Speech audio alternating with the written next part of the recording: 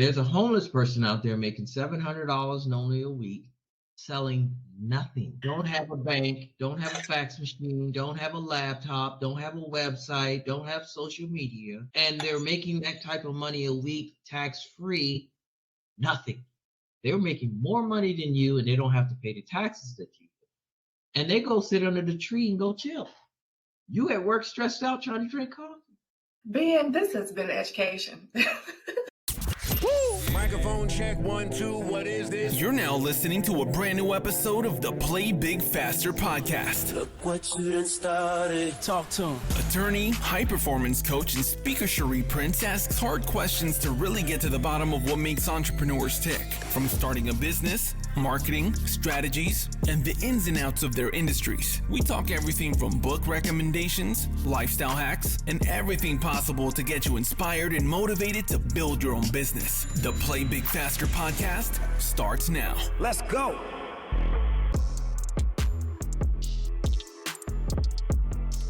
Welcome to another episode of the Play Big Faster podcast.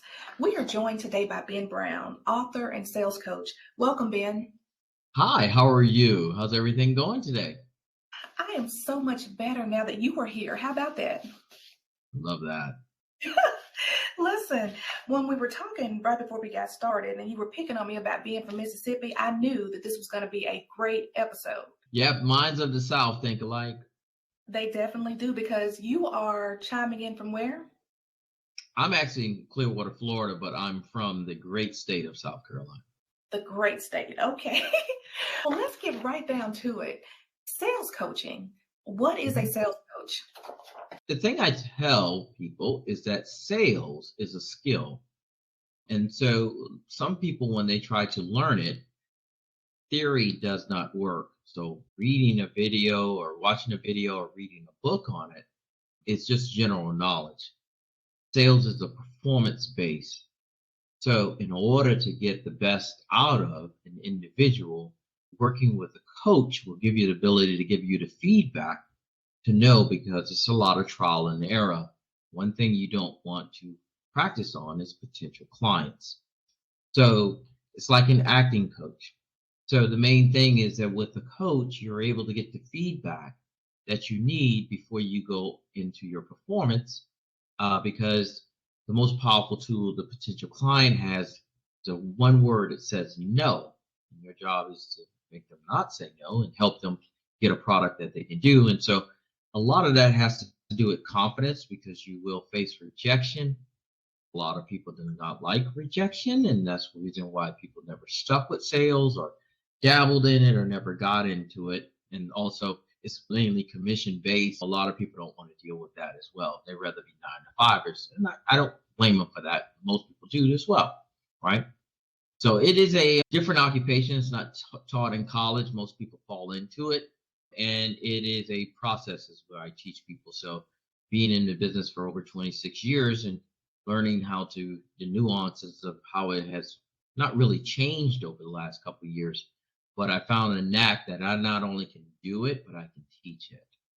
Other than having confidence, have you found that people that are successful in sales have other personality traits that are common for high achievers in sales? Yeah, you'll find individuals, because some people have that same born salesman, right? They have this personality. And truthfully, from what I found, you could take somebody who's very talkative, they call them a people person, and put them in sales, and you're like, this guy is just going to blow the doors off. I can put that in comparison to somebody who is an introvert or not as personable, but I can train that follows the steps and put them side by side in a race for a couple of weeks or months. And most time that person that just follows the steps will outrun that personality person. The reason is because that person will continue to follow the steps, whereas that other person will depend on their personality and their mood. So when they start doing things wrong, they don't know why they're doing wrong. And most of those people are arrogant anyway. They don't want to follow anybody. So when it comes to steps, like what are some of these steps? What are some of the frameworks that you teach people to be successful in sales? I try to keep it simple because the things I go through a lot of analogies I teach people to make it relative to them, no matter where you come from, a background of music, or I use sports, any way to connect the dots for people to understand the concept. Sales is simple, but it's not easy. I say that again. Sales is simple, but it's not easy. Most people overthink it and don't understand there's steps. So in my book, Master the Art of Closing the Sale, here's the plug. There's 10 steps in every sale, but every business do not need 10 steps. On the gym business, you need 5 steps. Need, use, affordability, spouse, guest pass. In fitness, that's all you need. But in other products, you might need all 10 steps. Some processes are done immediately, depending on the price. Some sales processes last, a year? You're putting a project together, millions of dollars. It's all the same thing. And so when people say, I don't know if you can help me because we do this, I say, I really don't care what you sell, product or service. It's all about the process. You just putting the product or service in there, continue to work on the process, and you get effectability. You try to tweak it and change it. That's why people get in the term called winging it. And there's a lot of successful wingers out there until something comes in, competition, run out of customers, price hike, somebody comes in, all these different things that come in and take their market, and they realize, hey, I wasn't really selling, I was just order taking. Oh my gosh. And so what you said, because it sounds like every single business has an opportunity to have a sales force or sales training. Did I hear that correctly? Yeah. Mark Cuban he always stated, you can Google it, he says, the first thing, we talk about the question in the end, but I'll cover that. But there's one thing every salesperson need to do, and I'll cover that later on for you. But yeah, it's every company needs to have a sales. I've worked with companies who had no sales process, no sales team, where I came in and built the sales team, built the system, hired the manager, gave him the keys to the car, and walked away. So every company you go into, no matter what, and what I emphasize is sales is everywhere. It's everywhere. If you're married and you get divorced, you stop selling. Your kids, when they want you to pick them up, they're selling you. So you've been a born seller. Most of the time in Western civilization, it's been taken out of you because everything is school driven and money driven, not ask driven.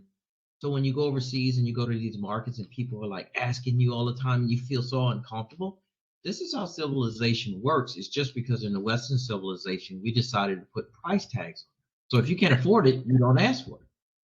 That is so good. So tell us, how much of that is covered in your book? I go through the steps, but the nuances is understanding each step, right? Why you do it, because it's the simple part. If you understand why you do it, if you don't, you'll forget it. And by skipping steps, it's like climbing steps. If you skip a step, it's not going to be as fundamental, right? I call it rules. People skip steps but won't break rules. So sometimes I have to get down with people and say, these are the rules of sales. Don't break the rules. Because if you miss one step and you go to the next one, you alienate your potential client. It gets muddy in the waters, and people always blame everything else. A good salesman will blame everybody else except themselves why they didn't get the sale. Now, one thing that you mentioned is that you don't necessarily have to go to college to be a salesperson. But in order to learn these steps and learn how to implement them, what is like a decent amount of time that you should devote to your training and the investment in yourself? For sales? Yes. Yeah, you take somebody in college, spends $80,000, $90,000, they get out there making $35, thousand, maybe 50,000 if most. I think the median in the United States is 42. But a salesperson can run over that any given time, depending on the product or service or process that they're using. And to teach somebody from scratch, I'll take, for example, I'll just give you an example. So a client found me on LinkedIn, a lady that's out of Phoenix, Arizona, and she's been having a company for 20 some odd years. Small company, about 16 employees. She makes around about 200, 300,000 a year. So she reached out to me. She's an introvert. And so I said, here's what's going to happen. Every time you make money based upon what I teach you, mark it down. And in 3 months, most of my programs are 3 months or more, we'll look back and see what you made. And so just by going through the steps. About 30 days in is when it starts to click. I have to make people to understand that sales is a different language. And so once you start understanding the way sales actually works and that light comes on, then I can teach you really the good stuff that keeps going because most people don't. And 2.5 months in, she was like, I made 80, $90,000. I'm like, how much did you pay me? She said, I only paid you 12. I'm like, was that a good investment? Yeah, and in college you could spend 80 and then you come out making 35. And if you get a good sales coach, you could make $100,000 depending on the product or service that you have. You mow down everything. So I emphasize sales in everything I do. My kids, I teach them the difference of sales and things like that. And there's not to get off, but there's civilizations that still do it. You go to Greece, you go to India, you go to Jamaica, everybody's selling, right? All the time. And we're here in the United States, it's around us. We're being sold all the time. People don't even see it. Every time. It's everywhere. And so once you understand the language and you'll start to see it, it's like opening the matrix. This thing is everywhere. I'm like, mm-hmm. So now you understand you have to get involved because some people, I don't want to be sold. You're being sold every day. You just don't think about it. Even something as simple as going to McDonald's. Would you like fries with that? Yeah. When you're at Chick-fil-A, my pleasure, anything else, you're being sold all the time. All the time. All the time. Whether you're dating apps, food, Uber, everything. And so if you don't understand the language, you won't be able to, you get taken advantage of a lot. And people always look at sales as a negative aspect. They always think you either house. The only time you really have to negotiate in your life for sales is a marriage, a house, and a car, which is the three most important things that you do. But all the little other stuff follows alongside of it as well. Okay, so you mentioned that was your experience with one of your clients. What does working look like? Do you do one-to-one coaching, group coaching? Tell us about it. I've done both, and it's basically going down the steps and re-emphasizing, but one-on-one coaching is really effective. And why that is because we get the role play, right? And a lot of thing in sales is an action item. So you have to have practice. Just if I go out there and me and you and I said, okay, we're going to play flag football and you never played wide receiver. Like we're going to have to throw a couple of times so it's going to take some practice. So anything in life is based on practice. And most people will be with a company, they'll be successful or they'll start a company. Everybody's entrepreneurs now, right? And they'll start a company. I'm an entrepreneur. And I go, sell me. What? That's Mark Cuban said the first thing you should learn in business is sales. And if you can't sell it verbally, how are you going to get it out there? And so the main thing I tell people is that you have to understand that sales is important in business because all these things that we have, the cell phone, the internet, all of these things that we have now to sell email campaigns, all this stuff, it's just tools. Sales hasn't changed since Roman times, before that time frame. But these are just tools. If you look at them as tools, if I can come into business and take away your cell phone and your laptop, how are you going to be in business? It would definitely be difficult. You'll go back to where you originally intended, and that's selling people. That's why one of the theses that I do is the top 4 people in the United States, and one of them is a homeless person. The theory on that is you see them out there on the corner. Do you know how much a homeless person makes in a coming month on the side that's at the street corner, that's a good street corner? Do you know how much they make per month? Probably more than someone who's working minimum wage at a job. So they can pull down normally if they're doing it right, they can pull down anywhere between $500 to $700 a week. But they don't have any bills. They have a cell phone now, but they don't have a house. They don't have a fax machine. They don't have all that. Now, here's another thing that a lot of people don't understand because they get mad. So what is the homeless person selling? They are selling the image of them in distress, possibly, or what are they selling? Poverty? What do you get? Satisfaction of knowing that I've helped someone? What do you get in your hand? What do you get when you give them money? What do you get? I don't get anything in my hand. Nothing. So you got a person that got an office, they got business cards, doing all this stuff. They can't pull it. So what's the difference between that homeless person and you? Could the answer be confidence? The deal for the homeless person is that they're focused. They don't care what they look like. They don't care about their friends. They don't care about the phone calls. They don't care about social media. They're not worried. They're focused only primarily on, and they don't care about the rejection, repetition. Don't care. They're closing. I either want something to eat, something to drink, a drug, something that I want. I don't care what my family tells me. I don't care what my girlfriend says. I don't care what my hair looks like. Nothing. And people sit there in the car and feel bad for those people. They're making more money than you and they don't have to pay the taxes that you do. And they go sit under the tree and go chill. You at work stressed out trying to drink coffee. Ben, this has been education. This has been education. Who's the better seller?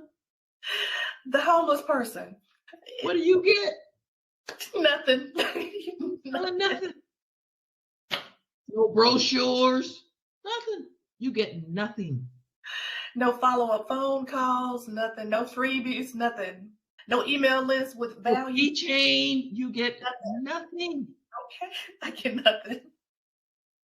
So for people that are challenged with focus and or confidence, as a sales coach, how do you help them?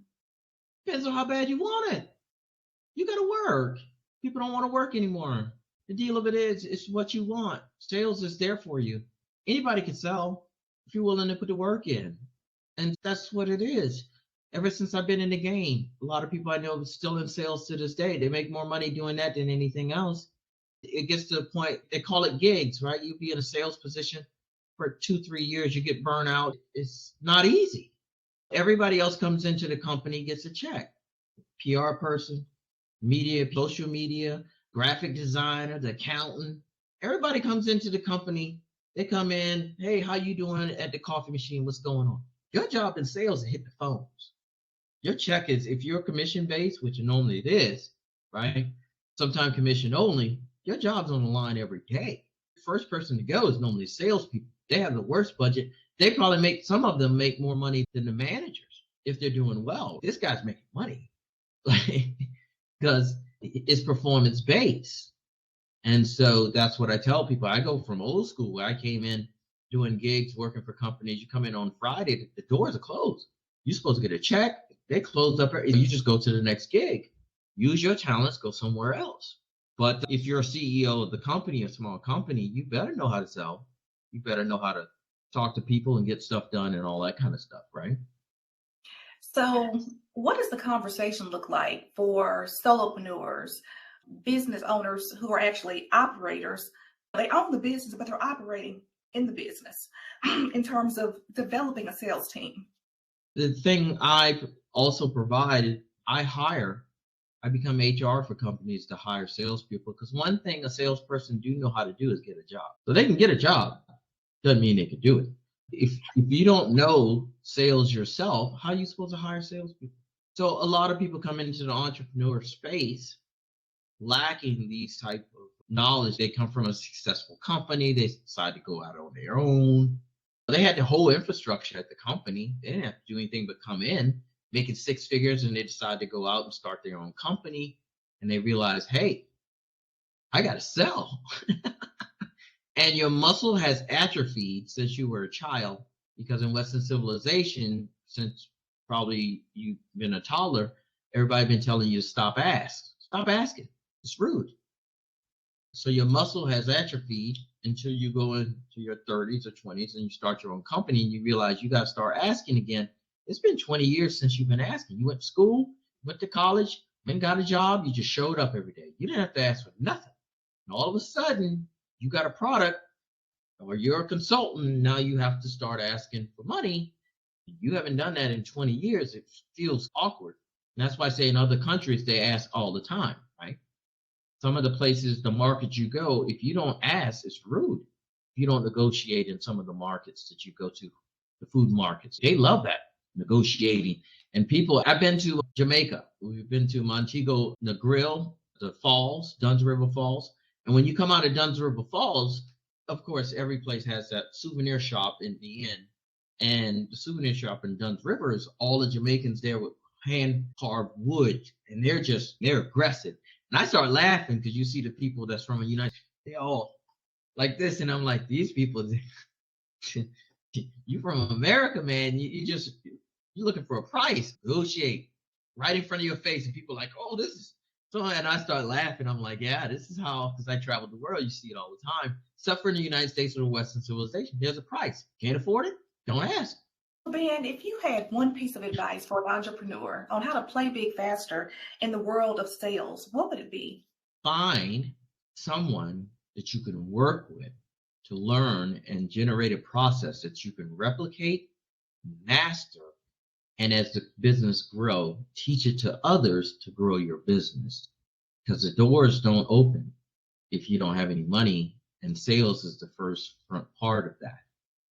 Seen companies out there that just totally sales driven, no marketing.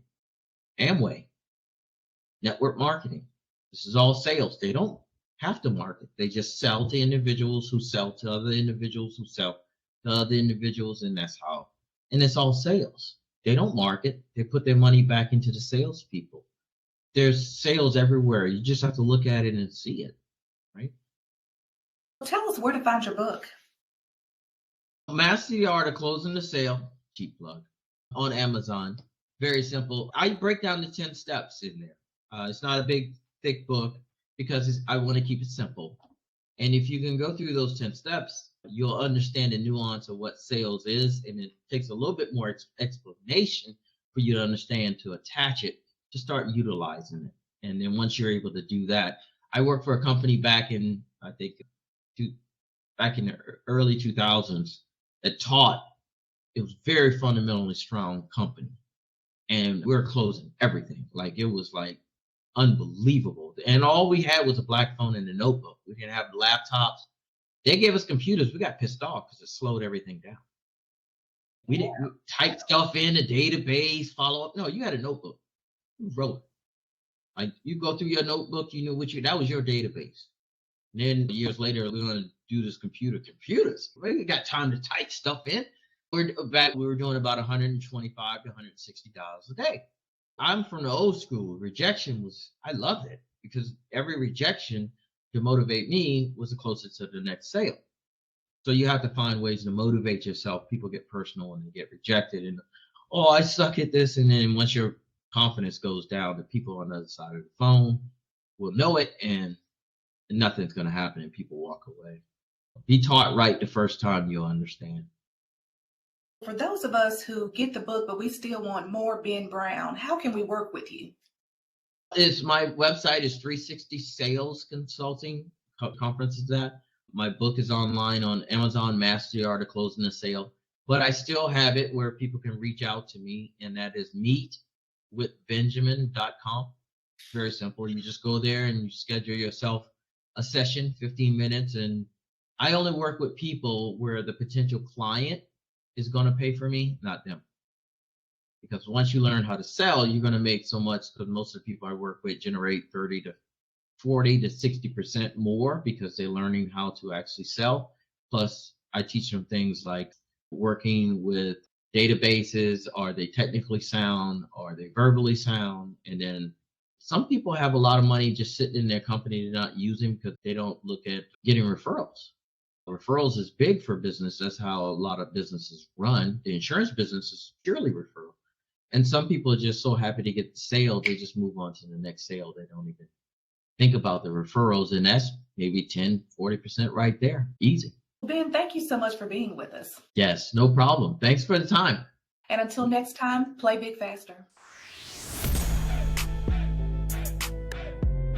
Thanks for listening to this episode of the Play Big Faster podcast. Want more entrepreneurial content? I like this. Make sure to subscribe for future episodes. Already subscribed. I just clicked on it. Don't forget to like and leave a review. Share with a friend that needs this in their life. I think you need this more than I. Oh, and make sure to follow Cherie on IG at Cherie Speaks.